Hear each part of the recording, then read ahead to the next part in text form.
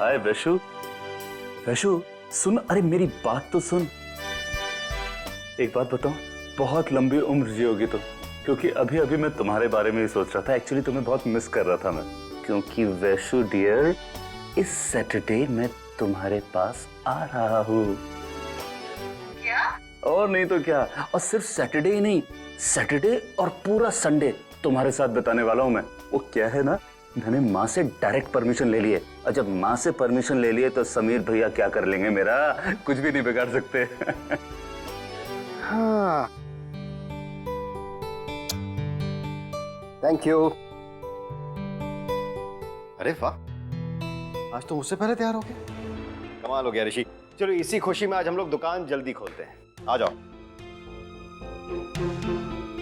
क्या हुआ? वो समीर भैया, वो क्या है कि फोन आया था वैशु का, तो वो कह रही थी कि क्यों ना मैं 2 दिन के लिए उससे मिलकर आ जाऊं। और यहाँ पर दुकान कौन संभालेगा? वही तो। नहीं, एक काम करते हैं, हम दोनों भाई हाँ, दुकान को लगाते हैं ताला और अपनी अपनी बीवी की खिदमत करने अपने अपने ससुराल चले जाते हैं। चलो आप चलते हैं। भैया भैया एक मिनट। हाँ, मेरे पास एक और आइडिया है। अब क्यों ना 2 दिन की छुट्टी आप ले लीजिए और 2 दिन की छुट्टी मैं ले लेता हूँ भैया। यार तू लाइफ में कभी सीरियस होना भी सीखेगा या नहीं? नहीं, आज तू बता दे भाई मुझे, वो तू जिंदगी से चाहता क्या है? कभी तो अकल की बात करेगा या फिर सारी जिंदगी यूं ही? चल अब दुकान खोलने का टाइम हो गया है, वैसे भी तेरे चक्कर में बहुत लेट हो गए हैं। चल पहले तू चल।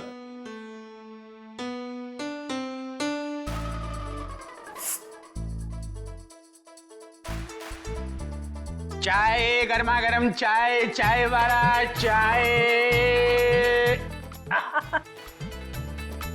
कितने अच्छे लग रहे हैं ना, चाय गरम कहते हुए। अगर मुझे पता होता कि इतनी अच्छी चाय बनाते हैं आप, तो अपनी चाय हमेशा आपसे बनवाती। मतलब ये हुआ कि आपको हमारा चाय चाय कहना भाता है, लेकिन हमारे हाथ की बनाई हुई चाय नहीं भाती। अरे नहीं जी, चाय तो आप इतनी अच्छी बनाते हो कि पूछो मत। चलो एक बात की तसल्ली है मुझे, मेरे मरने के बाद कम से कम आपको चाय के लिए तो मोहताज नहीं होना पड़ेगा किसी का।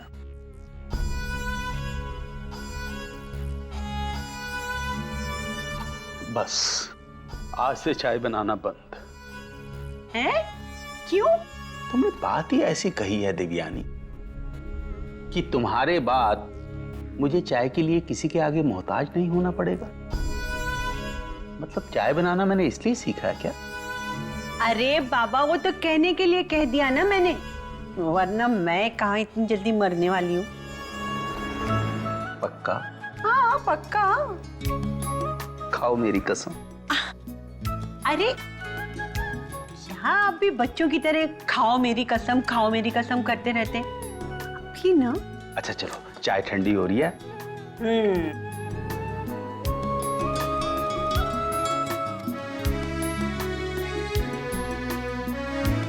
वाह क्या चाय है।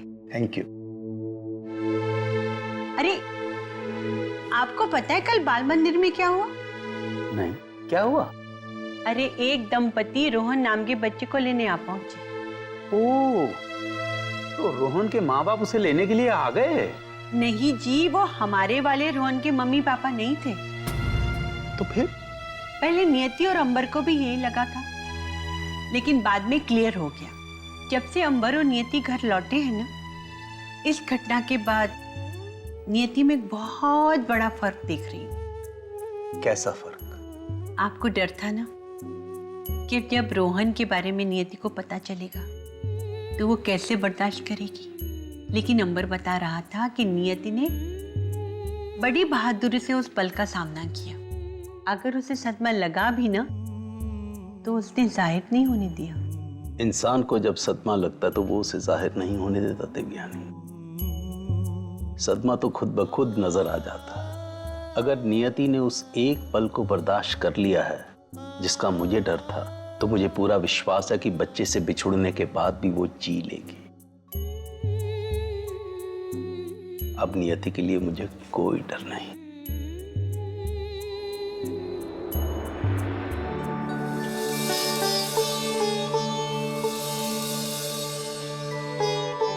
भाभी, लेकिन कोई कुछ भी कहे, ये बच्चा बहुत प्यारा है ना? कन्नू, तुमसे एक बात पूछूं? भाभी, अभी आप पूछने के लिए भी पूछेंगी मुझसे? पूछिए ना, क्या बात है? तो सच सच मुझे बताओ, तुम्हारे और अतुल के बीच में क्या चल रहा है? बात क्या है कन्नू? मैं खुद ही समझ नहीं पा रही हूँ कि बात क्या है। तुम्हें बात समझ नहीं आ रही है या तुम अतुल को नहीं समझ पा रही हो?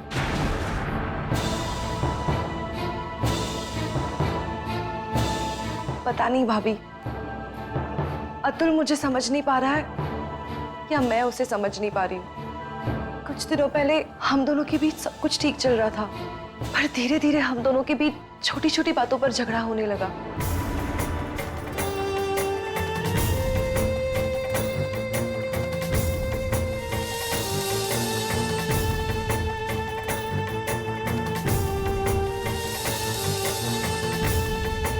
इसलिए मैं यहाँ चली आई।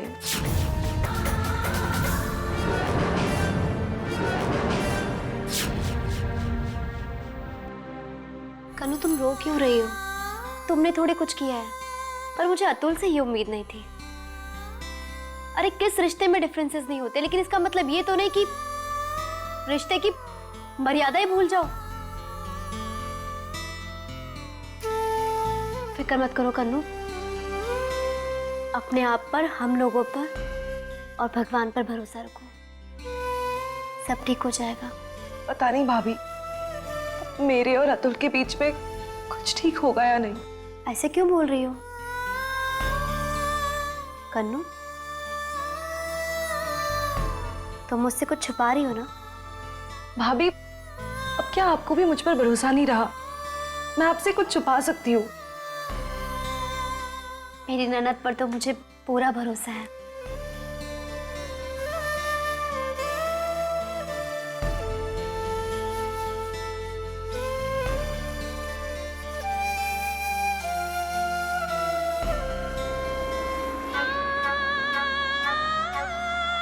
कोई तो बात है,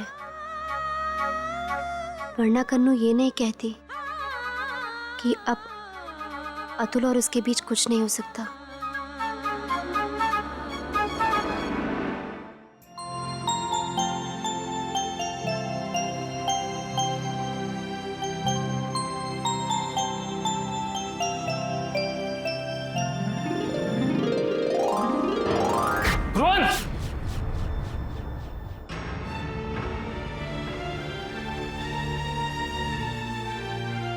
अरे अब तो कोई बात तुम्हारी तो,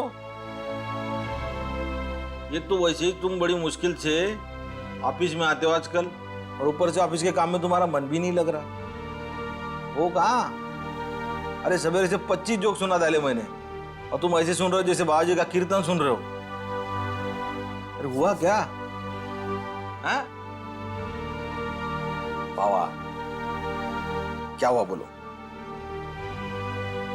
आज रोहन से मिलने नहीं गए? नहीं। तब भी, अभी तो मैं बोल रहा हूं, लेकिन वो ऐसा कब तक चलेगा? अरे पराई औलाद से इतना अपनापन। तुम्हारा हाल ये है तो बेचारी नियति भाभी का तो, उसका हाल तो मुझसे भी बुरा है ना? आई नो ये थोड़ा सा अजीब साउंड करता है, लेकिन रोहन हमारी जिंदगी में कुछ इस तरह से शामिल हो गया है कि उसके बगैर जिंदगी जीने के बारे में सोचना भी मुश्किल लगता है। कभी कभी तो मन घबराने लगता है। होता है बा, होता है। देख, बड़े बड़े साधु संत कह के गए, तुमसे नहीं कह के गए, अरे मेरे से बोल के गए ना।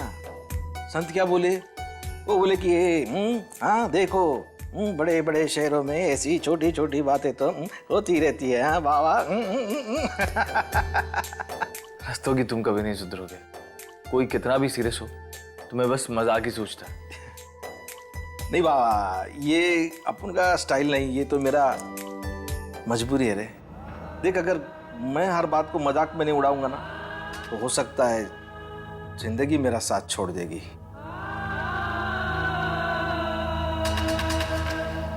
आज तुम ऐसी बातें क्यों कर रहे हो? जस्ट लाइक दैट बाबा, टेक अ चिल पिल। एक चिल्ली पिल्ली गोली लेने का और खुश रहने का। मेरे कहने का मतलब तो ये था कि हो सकता है कि मेरा दुख तुम्हारे दुख से बड़ा हो, है ना? हो सकता है मैं उसको बताना नहीं चाहता हूँ। अब तुम बकवास कर रहे हो। That is right. अब कैसे बरोबर पहचाना? देखा, लोगों की बात का सेंस होता है और मेरी बात का वेरी वेल नोन नॉनसेंस होता है ना? तुम कभी नहीं सुधरोगे ना। बाबा, यहाँ बात मेरे सुधरने की नहीं है। और वैसे भी एक और जरूरी बात मैं तुमसे बोलूंगा। संत लोग मेरे से ये भी कह के गए, वो बोले कि देखो, जब जब जो जो जैसे जैसे होना है, तब तब सो सो वैसे वैसे होना ही चाहिए। और जब सब कुछ उसी ने करना है, तो अब तूने और मैंने काय को रो रो के मरना है?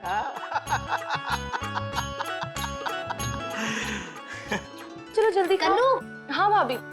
मैं जरा बाहर जाकर आती हूँ, तुम इसके साथ बैठो ना, थोड़ा खेलो इसके साथ, मैं भी आती हूँ। हाँ भाभी, लेकिन आप जा कर रही है? मैं बाहर मैनेजर साहब के पास जा रही हूँ, इसी के बारे में बात करने। जाऊँ? ठीक है भाभी। भाभी, लेकिन जल्दी आइएगा, इसका कोई भरोसा नहीं है, कब ये मम्मी मम्मी चिल्लाने लगे। मम्मा, बेटा मैं अब भी आई, जब तक आप बुआ के साथ खेलो और बुआ को तंग नहीं करना, ठीक है? ठीक है भाभी, जल्दी आना। Okay bye.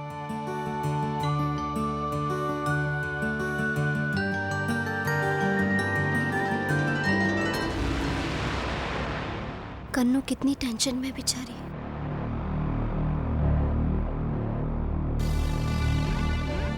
रिक्शा!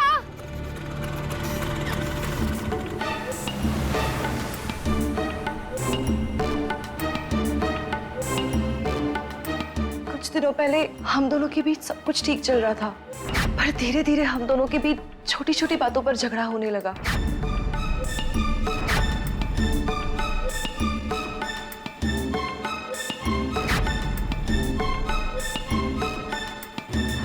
इसे तो मैं भी माफ नहीं कर पाई हूँ भाभी, इसलिए मैं यहाँ चली आई।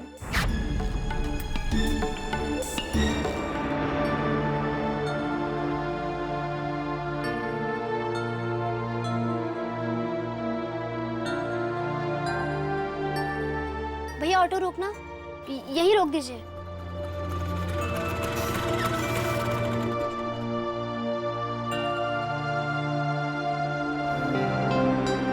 लीजिए।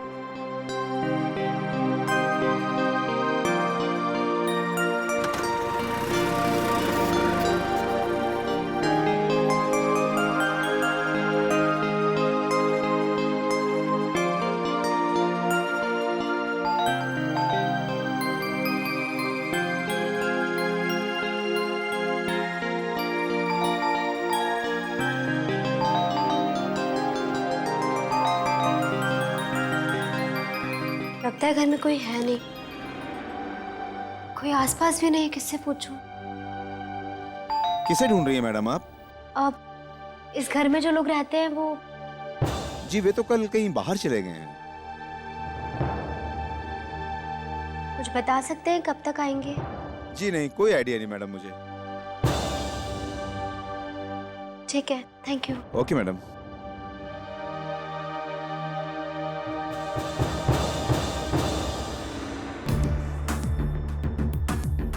कहाँ जा सकते हैं ऐसे?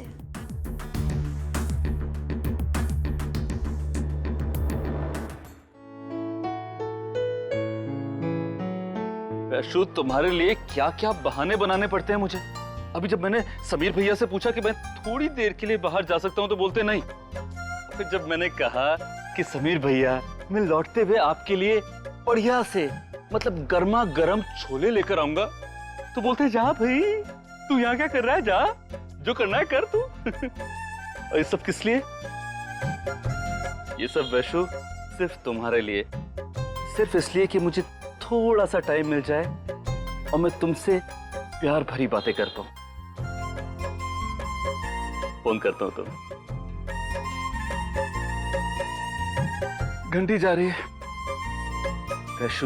वैशु जी फोन तो उठाइए। इतनी सारी घंटी गई और वैशु ने फोन ही नहीं उठाया। दोबारा करता हूं।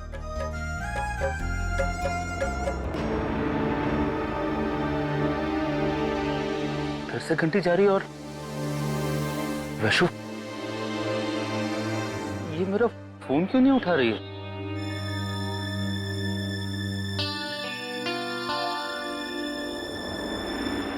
अरे हेलो वैशु, तुम इतनी देर से फोन क्यों नहीं उठा रही थी भाई? मैं कितनी देर से तुम्हें फोन लगा रहा था। अच्छा हुआ तुमने उठा लिया। तुम जानती नहीं हो मैं कितने बहाने बनाकर। हेलो हेलो वैशु, अरे वैशु हेलो का जवाब तो दो। मुझे पता है, देखो तुम वही हो, तुमने मेरा फोन रिसीव किया है, हैं? अरे हेलो, अरे वैशु प्लीज ना कुछ तो बोलो। देखो मैंने बड़े पापड़ बेले हैं भाई तुमसे बात करने के लिए। बड़ी मुश्किल से मैंने टाइम निकाला है कि मैं दुकान पे। हेलो, अरे वैशु तूने फोन कट कर दिया, मेरी बात ही नहीं सुनती है। मैंने कितने बहाने बनाए, वहां पे मैंने समीर भैया को बोला कि मैं उनके छोले, अभी छोले में कहां से लाऊं भाई? हेलो हेलो हेलो, अरे भी कौन है जो फोन करके हेलो तक नहीं करता? किसका था? पता नहीं, सुबह से 5-6 फोन आ चुके हैं। वैसे ये भी हो सकता है अगले के फोन में खराबी हो।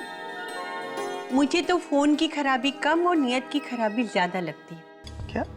अब आप ही बताओ, अगर किसी का फोन खराब होगा तो बार बार किसी को फोन करके परेशान करेगा क्या? देखो देवयानी, जब तक हम अगले से बात ना कर लेना उसकी नियत पर शक करना ठीक नहीं है। इतनी क्यों देर लगा रही है भाभी? कहकर तो गई थी कि अभी आ रही हूँ और अब तक नहीं आई। वो तो अच्छा है कि रोहन रो नहीं रहा। पता नहीं कितनी बातें कर रही है मैनेजर से। रोहन, मैं आ गई। भाभी, परेशान तो नहीं किया इसने? बिल्कुल नहीं, लेकिन कितनी देर लगा दी आपने भाभी? कहाँ थी आप? वो मैं मैनेजर साहब से मिलने गई थी ना, ऑफिस में गई थी। पता चला कि वो ऑफिस में नहीं है तो मैं उनसे मिलने बाहर ही चली गई जहाँ पर वो थे। तो फिर मुलाकात हो गई वहाँ पे? कहाँ हुई? वो बातों में इतने बिजी थे, मैं वेट करती रही, वेट कर करके थक गई तो मिल ही नहीं पाई। अब ये सब छोड़ो, मुझे ये बताओ कि वो जो अतुल की दादी जी हैं वो तुम लोगों के साथ ही रहती हैं? वो हमारे साथ नहीं रहती, हम उनके साथ रहते हैं। और वो ऐसी है कि चाहे किसी के घर में कुछ भी हो जाए, वो सुख की बात हो या दुख की बात, लेकिन वो अपना घर छोड़ के कहीं नहीं जाती। लेकिन भाभी, आपने ये सब क्यों पूछा? ऐसे ही। अब अगर कल को अतुल से मिलने मुझे जाना पड़ा तो खाली हाथ थोड़ी चली जाऊंगी। घर में जो भी रहते हैं सबके लिए कुछ ना कुछ तो लेकर जाऊंगी ना। और अगर आप सोच रही है कि आप दादी जी के लिए कुछ ले जाना चाहती है तो बिल्कुल मत ले जाइए। क्यों? ऐसे क्यों बोल रही हो कन्नू? सच्चाई बता रही हूँ भाभी, अतुल की दादी किसी का भी लाया हुआ कुछ नहीं खाती। और अगर आप उनके लिए कुछ भी ले जाएंगी ना तो वो सीधा कचरे के डब्बे में फेंक देगी।